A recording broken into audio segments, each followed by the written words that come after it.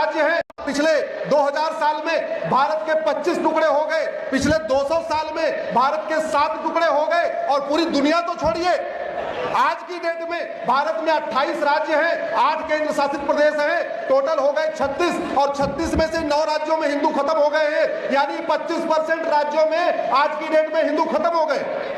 भारत में कुल 800 जिले हैं, 800 जिलों में से 200 जिलों में हिंदू खत्म हो गए हैं, यानी 25% जिलों में हिंदू खत्म हो गए। भारत में कुल 6000 तहसीलें हैं, 6000 तहसीलों में से 1500 तहसीलों में हिंदू खत्म हो गए। न वहां मठ बचे, न मंदिर बचे, न कथावाचक बने, न आचार्य बचे, न मंडलेश्वर बचे, न महामंडलेश्वर बचे। ये मैं भारत के 6000 तहसीलों में से 1500 तहसीलों की बात कर रहा हूं।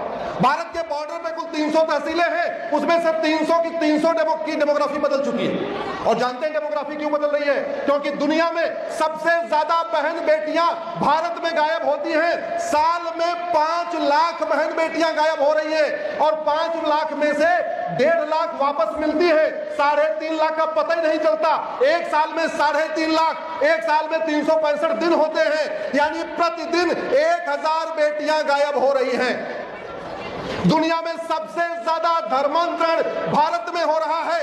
1500 परिवारों का प्रतिदिन धर्मांतरण हो रहा है।